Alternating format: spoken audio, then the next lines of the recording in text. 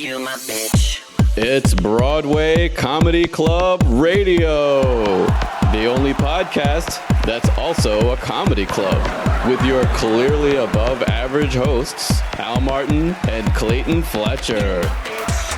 Hello once again, everybody, and welcome to Broadway Comedy Club Radio. I'm your host, Clayton Fletcher, here in beautiful New York City, which is basically closed until further notice.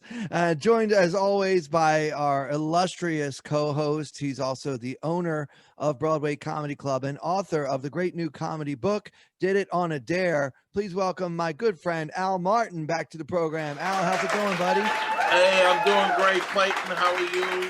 Good. How's good. everything? Yeah, everything's good. Weekend? Life in Florida treating you well, buddy? Oh my God! I just got out of the pool, the jacuzzi. My day is over. Yeah. Pool, jacuzzi, Broadway Comedy Club Radio. I could sleep the rest of the day. I like it. Like the Jersey Shore guys had gym, tan, laundry. You have pool, jacuzzi, podcast. So it's great. And 4 or 5 meals. Glad to hear the diet's going well. You know, I'm doing that low carb stuff now, and it's really not a good idea because they say, oh, you can eat all the non-carbs you want. Please don't allow me to eat all of any food group because I have no boundaries. It's a bad thing to give you just carte blanche on any Right.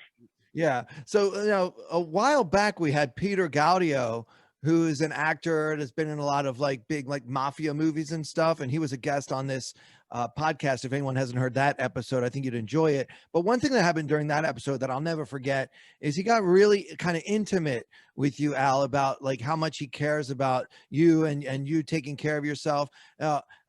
Did anything change after Peter gave you that plea to try to get in shape?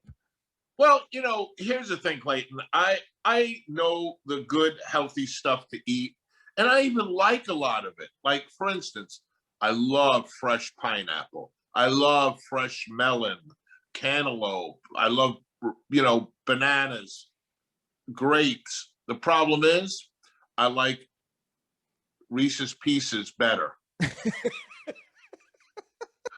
Yeah, it's hard to compete with a good sugary candy, right? You know what it is? It's like you want to eat a fruit bowl, right? You got to take out 5 different fruit boxes, you know, fill it up, you know, it's a lot of work. You want a ring ding, you go to the refrigerator, you pull it out, you open the package, and you're popping them away. I think it's pretty clear, Al. I need to get Peter Gaudio back on the phone and have him give you another pep talk, because it sounds like you're steering off the beaten path a little bit. Yeah, I'm veering. All right. Well, we have a special guest today. Al, why don't you do the honors and introduce our audience to our special guest? Sure. Well, I first met our guest when he was doing a lot of stand-up comedy. He was a very funny guy. I was putting him regularly up on our shows. I think mostly at the time at New York Comedy Club. It might have been, you know, even possibly before I had Broadway. I can't remember. He'll let us know that in a minute. And I recently got reconnected with him on Facebook. You know that little area where they say people you may know. Now, a lot of times I double, triple, and quadruple check that, because lately I've been getting a lot of like 21-year-old Asian women that seem to feel it's important to meet me, you know. But his name popped up, and I said, "Oh, wow, that's a blast from the past," you know. And you know, I did the due diligence to check out to make sure he's legit, and it wasn't like, you know, some bot in Australia or something trying to get me. And it turned out he's been doing some interesting stuff through the years, and I thought he'd make a very interesting guest for the podcast. So without any further ado, I'd like to introduce a man who, by his own admission, is a sportscaster, a TV and radio host, deals with the afterlife.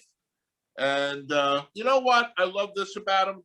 he's best of all a dad and an uncle. Give it a good round of applause for our guest, Ron Yacovetti. All right. Hi, Ron. What a great intro, Al. That was a great intro. Thank you. I I appreciate hope I it. have the right guy. Who's this? Yeah. I won't be an Asian female till the end of the show. It's okay. So, Ron, when did I first meet you? Was it in the early 2000s or after that? Like, It was before that. And what you said is true. You always comics were phoned in. They'd leave their availabilities for spots. You always gave me quite a few every week. So one of the reasons I was at all good at it was for people like you who were giving me the time to work it out. That's how you get good at it. Comedy is hard knocks. From 2000 to 2014, I lived in Los Angeles, so it was well before that. oh, wow. Okay. So we go back quite a few years. Yeah. And what's funny is we live 5 minutes away from each other. We didn't even know that. Yeah, that was surprising to me too. Yeah. So you started with stand-up, and then, so what made you get into that? Just, I'm always fascinated how people find their way to stand-up comedy. So stand-up found me, I guess, in two ways, and this is probably gonna date myself a little bit, but hopefully if people see video, they'll see that I don't look as old as I probably am. Watching the original Star Search show, I remember kind of got me enthused because I watched a lot of people I thought were really good. Some of the comedy specials back then, like Richard Jeni was my favorite. Sad that he went out the way he did. And then when comedy was everywhere, like every restaurant, pub, cafe that had comedy, I went and see a couple shows at a Ground Round restaurant in Springfield, New Jersey. And the comics sat after the show, which was great. And then they joked around at the bar and talked to us and stuff. And I was just completely taken by that. And this is something I've always wanted to do. And then I just started finding the open mics and the stage time where I could.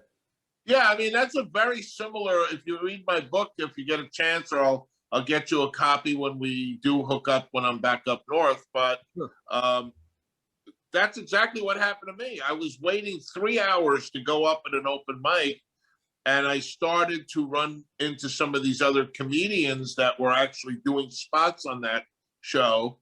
And I was fascinated talking to them, You would know years later, I would not stand to be around some people like who were comedians, But at the time, it was something very fascinating to me. And I decided to pursue it. So you pursued it, and then somehow you wound up at New York Comedy Club, and we were fascinated with you. And then how far, are you still doing stand-up, or have you given that a little bit of a back seat to pursue other stuff? Yeah, it's more backseat now. I revisited it a bunch of times when I lived in LA. I did spots like at the Comedy Store and stuff like that for a little bit. But yeah, life paths changed. I got involved. I have a less famous, less profitable life to like Joe Rogan, let's say. I did mixed martial arts and boxing commentary and sportscasting for a number of years out there. So I was interviewing fighters and doing sportscasting and calling the action live and all that. And the one thing I'll tell anybody watching who's interested in comedy at all, the experience with connecting with people, especially in challenging situations where they're expecting they just paid for it, this better be funny. It does not have any place where it doesn't benefit you, regardless of what your professional pursuits might be. Everything I've done, when I did sportscasting, my wit, my sense of humor identified me as a broadcaster. I would stand out for things that would come to mind from the comedic mindset, right up to what I'm doing now. It adds a vertical to your personality that whatever you do, I think it's a huge plus. Yeah, I speak to comedians all the time, and I tell them the beauty about stand-up comedy is it could lead to so many different career paths. You took it into the world of MMA and then to some other things, which we'll get to soon. And Clayton here is also does a very good podcast on poker. He does a poker. Was it called Clayton Poker Edge? Yeah, I'm the host of the Tournament Poker Edge podcast, and part of what got me that gig was that I of course I knew about poker but they liked the fact that I was a comedian. So that was like part of the, the appeal of hiring me. They could hire almost anybody that plays poker to host a podcast, but that was what kind of gave me the edge over And I the remember in the competition. beginning, maybe as much as almost 20 years ago, when we were playing in tournaments and stuff like that, I would say to you, that's where I see the next leg of your career, create that. Back then, poker was a lot about people creating different personas very similar to wrestling. And I Yeah. said, hey, you could be the jokester, and sure enough, you've now also done some like you ran very deep, not to make this the Clayton Fletcher interview, do that another time, but you ran very deep on ESPN's World Series of Poker, and you got quite a bit of table talk time. Oh yeah, I mean they had a camera on me the whole time. They call it the Clayton camera because they didn't want to miss anything that I might say during the poker tournament. By the way, we're playing for I think it was $10 million for first place, so it was no joke. But they noticed that I was goofing off a little bit at the table, mostly between hands. I wasn't trying to make jokes when I had to make $1 million decision, but yeah, that was something that was appealing to them. People love comedians. Everybody likes to laugh. And if you're a comedian who's also an expert at something else, I think that can really open up a lot of doors, as it did for Ron. Like Ron knows about MMA. So if we're going to get somebody to do commentary for the MMA events, why not have somebody that's also funny, or at least understands like how to relate to people? So yeah, it makes a lot of sense to me. It's pretty cool. It's big with connecting with people. Al mentioned something too that jumped out at me too. It's funny is that the fight industry, people sometimes things get borrowed from other genres. The fight industry bled into other stuff, like the poker shows. If you watch a lot of the cooking shows when they're competitive, you see like two chefs with white coats facing off, like two fighters with the Right. hard look and the whole like that whole face-off thing, the weigh-in thing. That bled through into other genres. I think that's great. It adds drama and adds character to it. Yeah, I think we're all being pushed to make decisions one way or another who we want to support, whether it's in politics, TV shows, even on reality TV shows.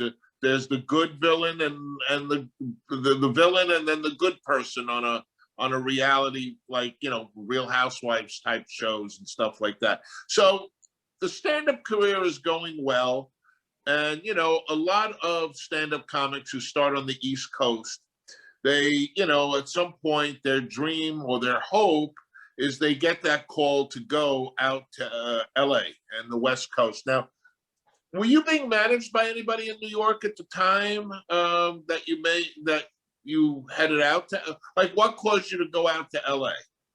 So it's funny. So for most of my comedy career, from very early on, Linda Rowe of Coastal Entertainment was managing me. She was great. I loved working with her. I had started to segue over to screenwriting. I had written a screenplay, and then I took the initiative there was a lawyer who managed 2 or 3 guys who were comics who did writing. And so I got the letterhead of his entertainment company, and I got a Hollywood directory, and I started faxing out synopses, like 2-page treatments of the film to different production houses. And his office ended up getting calls from Warner Brothers, Touchstone Disney, Dimension Films, Paramount.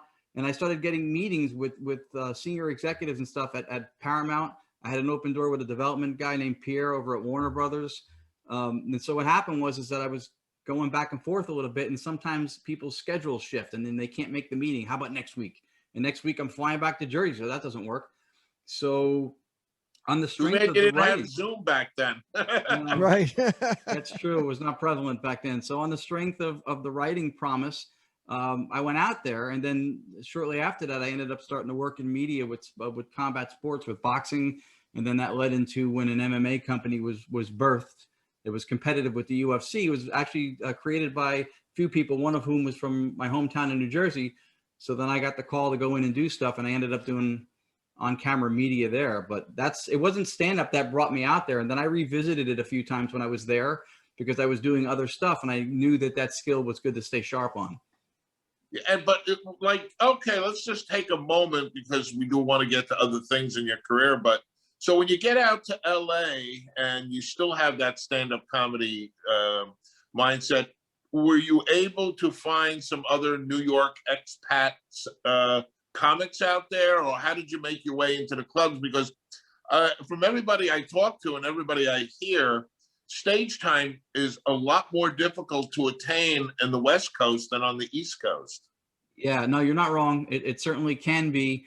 I know it happens on both coasts, but a lot of times out there, you have a spot at the Hollywood Improv, and then whoever's name shows up, that's somebody known, Mencia or whatever, and then next thing you know it, you're on in 3 months. Right? Yeah. In New York, you worry about getting bumped by, say, a Dave Attell or a certain level of comedian. But in LA, you get bumped by guys like, Drew Carey and Jim Carrey and Damon Wayans and whoever else might decide to walk in and do a spot on any given lineup. So you're doing the MMA now. Are you still doing any of that, or is that pretty much a past chapter in your journey? For the most part, past. I was doing it for a while, and the company I worked for was competitive with the UFC, and when they went under and then couldn't get funding anymore, I freelanced for a while. And at that time, MMA was still under a negative halo. It wasn't getting a lot of the media, like Yahoo Sports, CBS. They weren't covering it. So I was one of the only media people running around interviewing these fighters at all these local events in LA, because they would train new fighters, and all the named people were there with cornering their guys. So I was doing all that. So off of the strength of that name and reputation, I was able to start freelancing, and I was doing commentating in Canada on the Fight Network all throughout Canada, Fox Sports South, Sun Sports, FX was running stuff. I think there was a whole bunch of stuff that was rebroadcast all throughout California, Seattle, Canada. And just like comedy, freelancing can be difficult sometimes. At any given time, you're owed more of what you've earned than you've got. So I did that for a while, and then a lot of the regional shows that would feed the upper level, like UFC, a lot of them would consolidate. In Canada, I worked for a great show called The Fight Club. It was in Edmonton. There were 4 promotions in Edmonton. They all folded, kept one broadcast team, done. So that unfortunately happens in the freelance world. So when is this something you had an interest in all along, or you sort of had to combine your communication skills with this particular area and, bone up on it real quick to be able to do your thing? Oh, I was a longtime fight fan. I was a boxing fan for years, since I was a kid. And then when MMA started to become a little bit more known, then I got more involved and I got more educated on that. And then I trained in different things just to learn what was going on.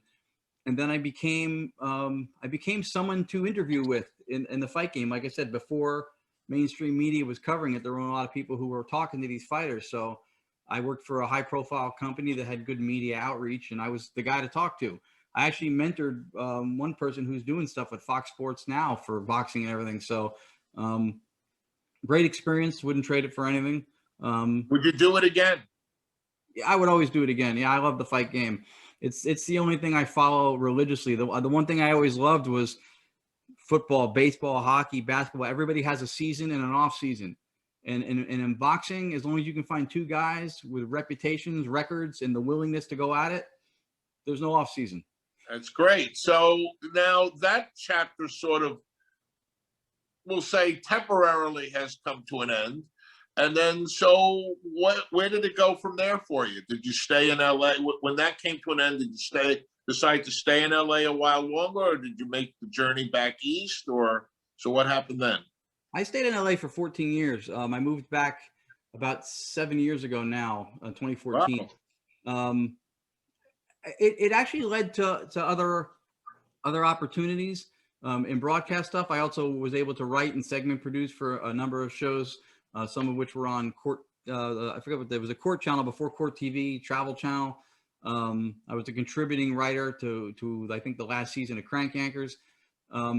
So I got to do stuff on the production and the creative side, and then there was always a little bit of, because of the fight industry, I would do my own podcast. We did radio and audio video, like a video podcast, just to stay active.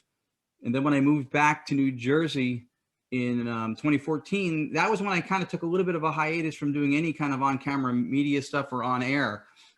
And my son's martial arts coach now. My son's 14. He's a life coach, minister, and he watched some of my on-camera stuff from MMA, and he's like, "How are you not doing this?" I don't know. I'm an idiot would be my first guess. And he said, "Just do something. Get back on air. Do something." And so when it would seem like you developed a real history with it. I mean, you could probably even transpose that over to wrestling, I would suppose, right? Like Vince McMahon. You know, Vince McMahon, every so often, the WWE does put out requests for writers.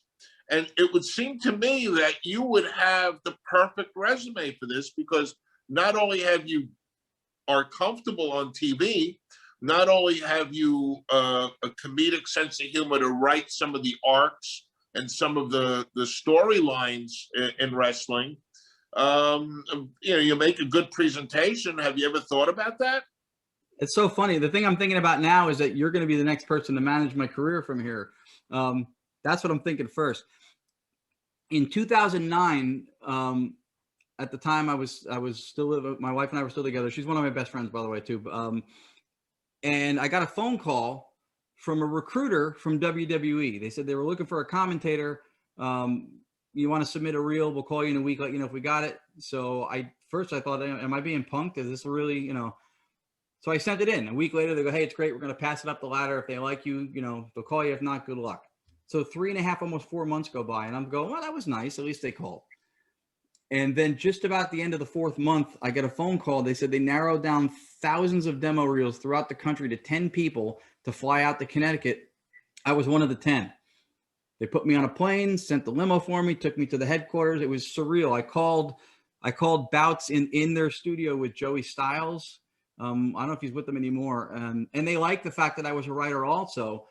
And what ended up happening, to condense the story, was I think they promoted from within, but because they're a public company and because they want to have a bullpen, they recruited the 10 people to have an idea of who they maybe could pull from if they needed somebody. So it didn't actually pan. I mean, great experience, great story, but it didn't pan out at that time. But it was really funny because I thought, well, for sure, and even to add a little more irony to it, my cousin, his name is Ed Ferrara, also from New Jersey. He was one of the 2 most well-known writers from WWE. He left and went to WCW. Then he was with TNA on TNT. And then now he's not in the business anymore. But he had worked for them already. He'd worked for Vince. So he was a writer, one of their most known for a long time. So I didn't mention that until I got the hiring papers. And then I'm like, all right, thanks. You know, by the way, and at that point I hadn't, because he left them, which, you know, that's like quitting the firm. You can't.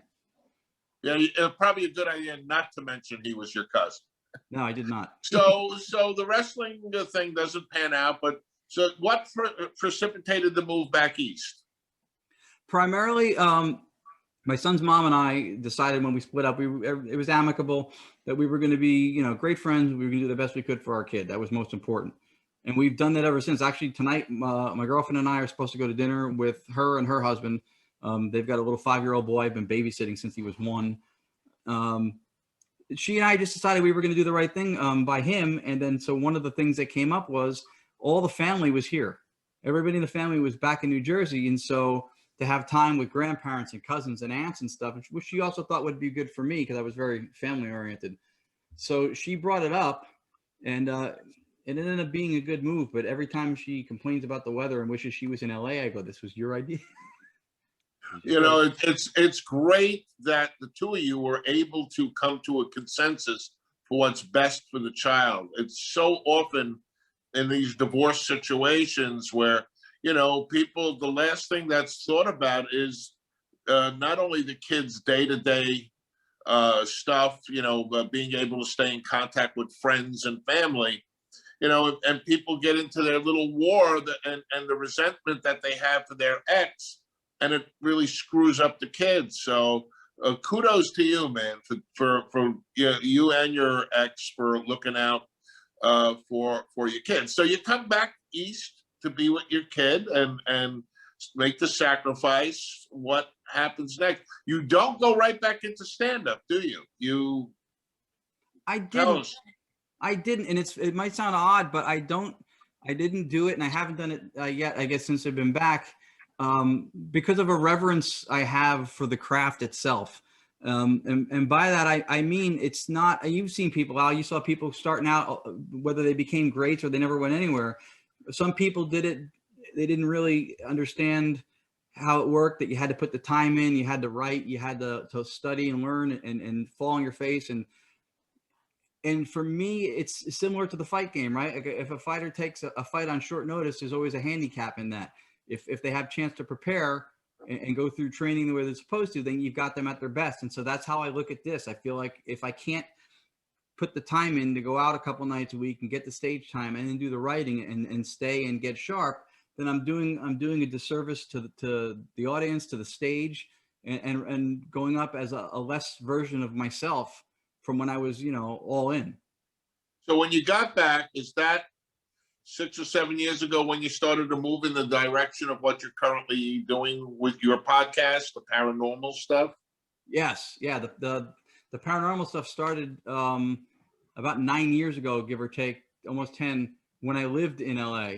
I started doing it out there. It was always a fascination of mine. Started watching the person I was dating at the time. We couldn't agree on 700 channels on cable. We couldn't agree on anything except Ghost Adventures. So we watched it. A lot of the locations that season were in Southern California nearby.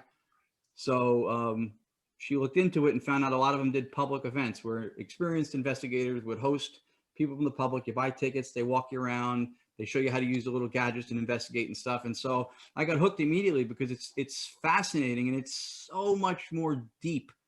An area of study and inquiry and everything than most of the general public realizes. And so with comedy and with other things I did, anything that made me think that there was more to learn and it intrigued me and it made me realize I did not know that much, hooked me. All right, I was in, all right. Ronald, let me jump in here real quick because this conversation has taken a very surprising turn. We go from stand-up comedy to MMA announcing, and then all of a sudden you dropped this bomb a moment ago where you said the paranormal stuff.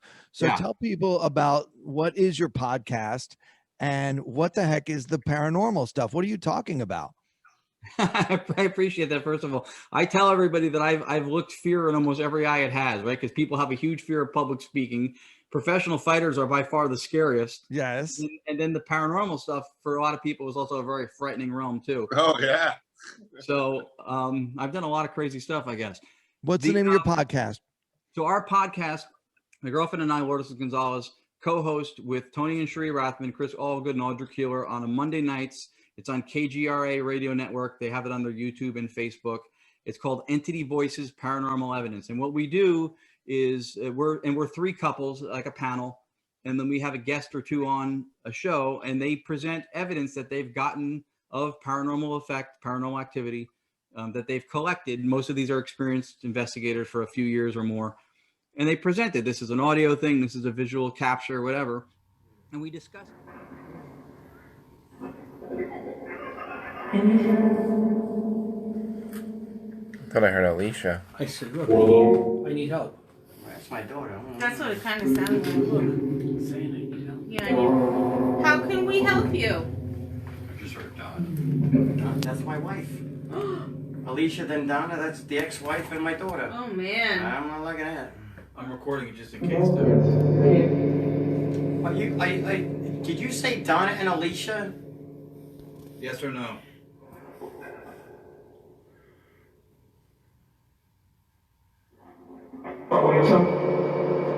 Said Alicia. And we discuss it, and we do it in a very respectful, very open-minded way. And we give people in the field a chance who are putting their own time and money and resources into pursuing something that is really, kind of associated to one of life's greatest questions. What happens after this? So what happens after this, Mr. Yacovetti? Well, from what I understand, all my stuff gets given away to somebody. I know that. Honestly, we don't. Do we have a world after this one, you think? I think there's a substantial amount of evidence that's been accrued over at least 100 years, at least, of people from all branches of science too, to suggest that there is something else, that there is something afterwards, from communications, from things that that have happened. There's a lot of different ways to document the type of activity that people either report or think they're having. Is there fake stuff? Is there people who may hoax things? Absolutely. With the advances in technology, you also have the advances in fraudulence. So you've got to be discerning when you go over stuff. But there's more evidence for continuing consciousness and afterlife than there is for the id, ego, and superego. But yet that is completely accepted and we're okay with it. So it's just, I really do feel that there is, or I'd like to believe that there is something after this, because it's so depressing to think you live your life and then you get thrown in the ground and that's it, it's over. That's it, lights out, So we always have that hope. But sometimes it is open, these kind of professions, for some people to sort of take advantage of it, like you just said. And like, for instance, look at that TV show, Long Island Medium. That show, I don't know if you've heard of it, with Teresa Caputo. Mm-hmm.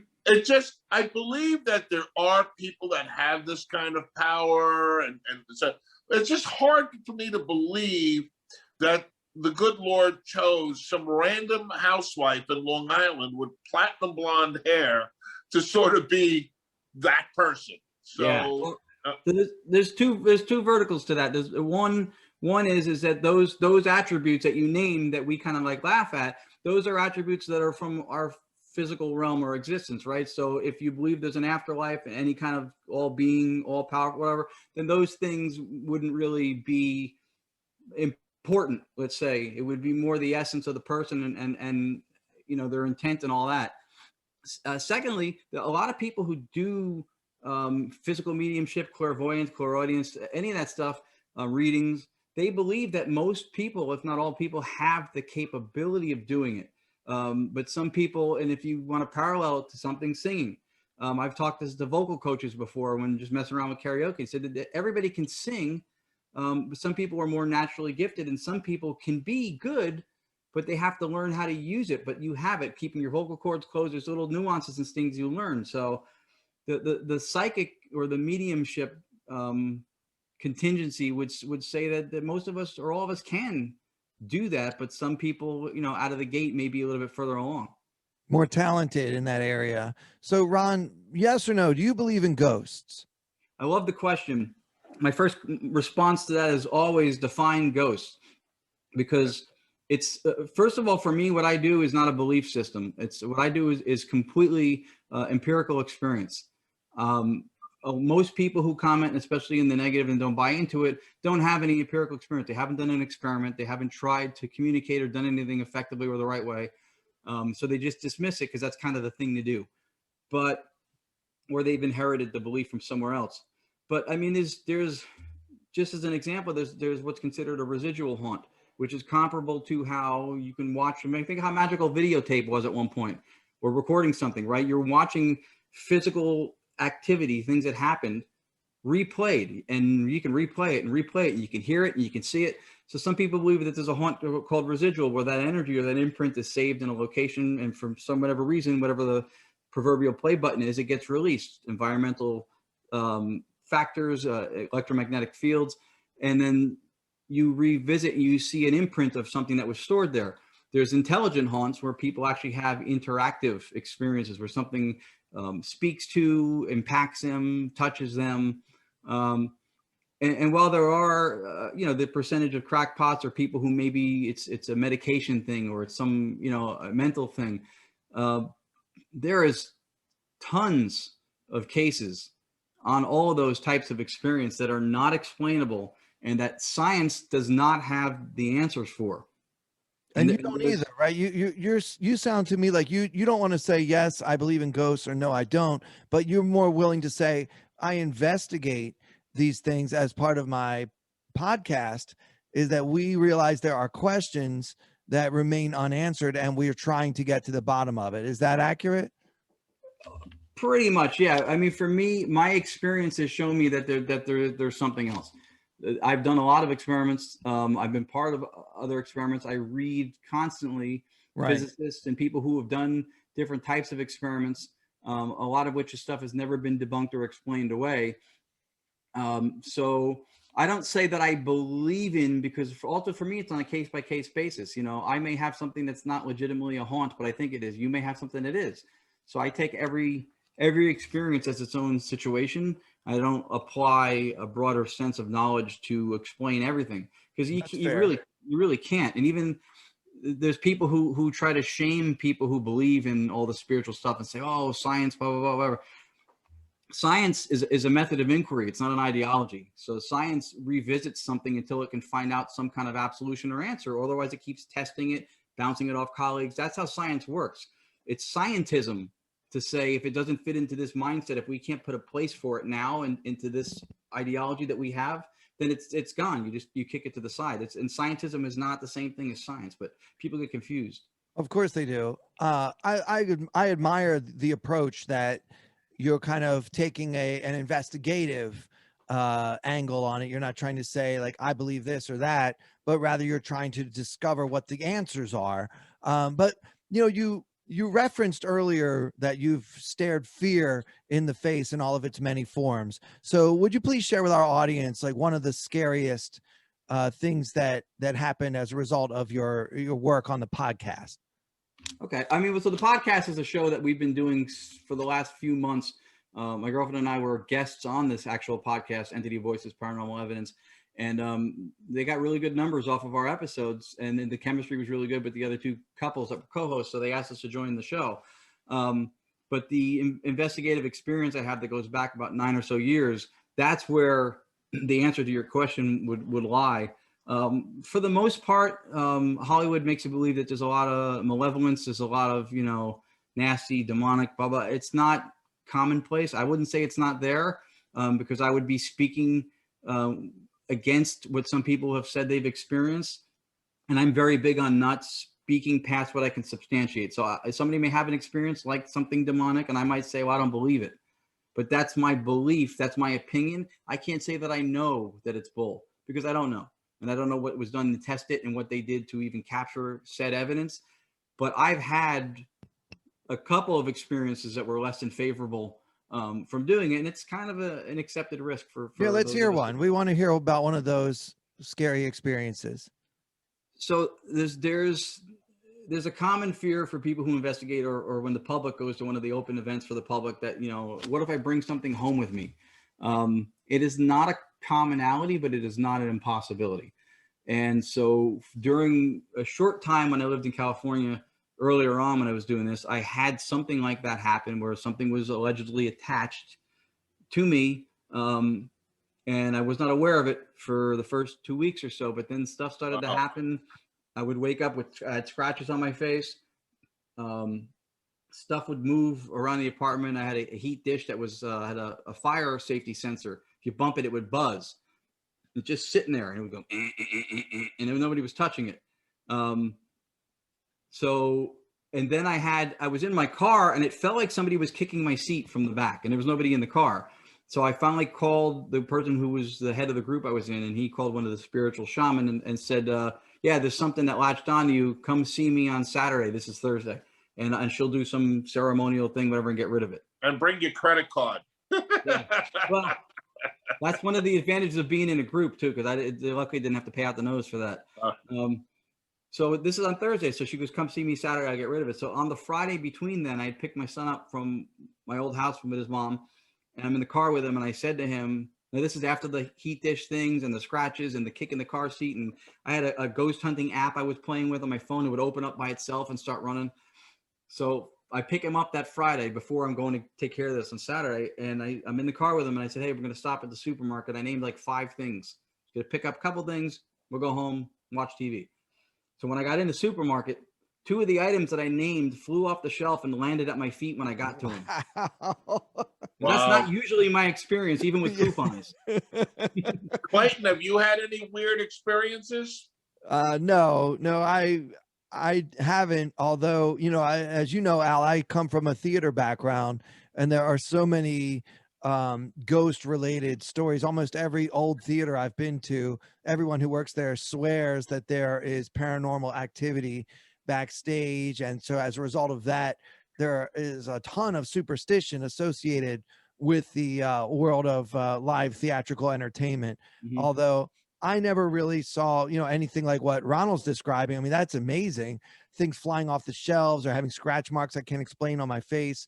Yeah, that would definitely freak me out if anything like that happened to me. I have an interesting one that happened to me. I don't know if this would fall into the category, but when I was looking to move to Fort Lee, New Jersey, my wife and I had it down to 2 different apartments.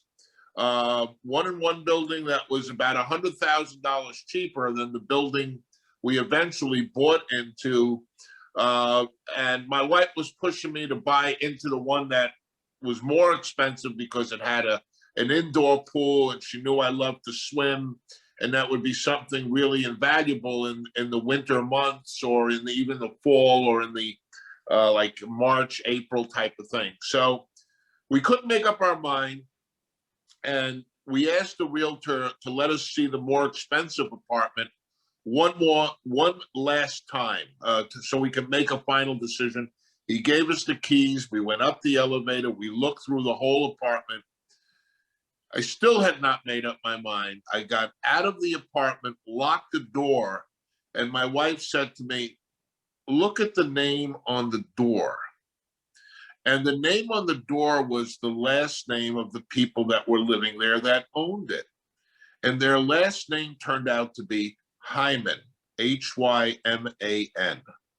And Hyman was my dad's first name. And I felt at that moment, my dad, who was deceased at that point, about 25 years, was pushing me to buy that apartment. That's how he sort of, they don't come out and just tap you on the shoulder and say, "Hey, buddy, I haven't seen you in a while."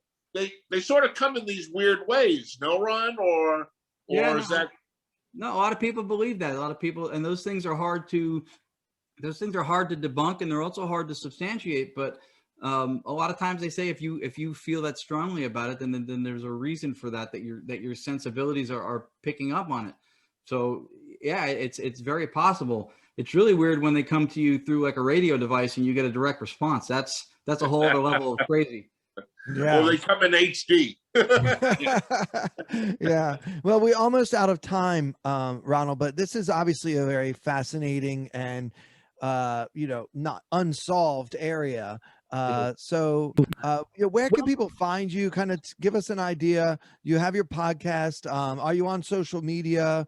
How do you like to be reached by people that might have questions about this kind of stuff? Sure. No, I appreciate it. So my Facebook and my Instagram's under Yacman, YACMAN, and number 1. Facebook is just under my name, Ron Yacovetti. My girlfriend and I do a specific type of research that has to do with audio and radio and vocal phenomena with the paranormal. So our little team is called Gonyac, GONYAC, Paranormal. So we have a YouTube page. We're actually in the process right now of working on a website. And then, of course, Monday nights, Facebook or YouTube, KGRA. The show's called Entity Voices Paranormal Evidence, and it's fascinating. You really, if you watch week to week, you get a really good idea of how widespread these occurrences are. So I think to close out the topic, the fact that these things happen is not debatable. It's what they are. Are they paranormal effect? Are they rationally explained? And that's what we try to find out individually each time something happens. Very cool. Al, anything else for Ron? No, that's about it. I mean, that's a fast, I'm sure that there's another episode down the road that we can even pursue this further, but it's very fascinating to me as a topic. Absolutely. Well, Ron, we have to say thank you so much. A really interesting guest.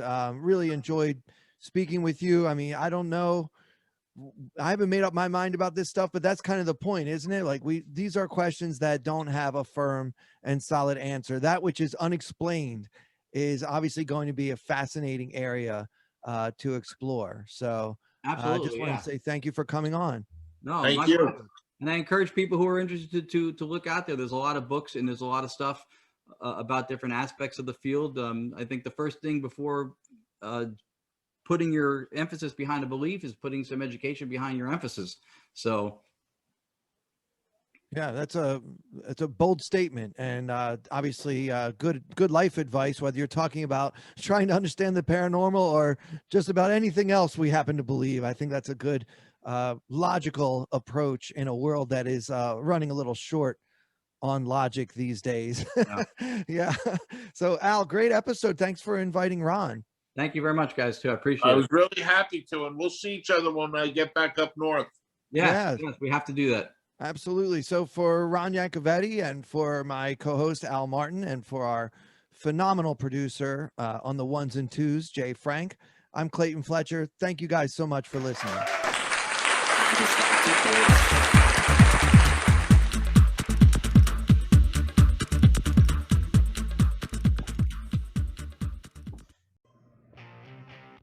Hi, Al Martin here, owner of the Broadway Comedy Club and Greenwich Village Comedy Club in New York City.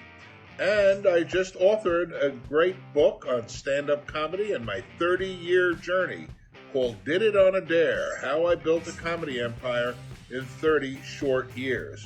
So if you want an interesting story on the comedy scene in the 90s and early 2000s up until the present, if you're an aspiring comic and want to learn about some of my golden rules of comedy from a comedy club owner, this is the book for you. It's available on Amazon, and just go to Amazon, click Al Martin, and it'll take you right to my page. It's available on audio and Kindle, as well as paperback. Thank you.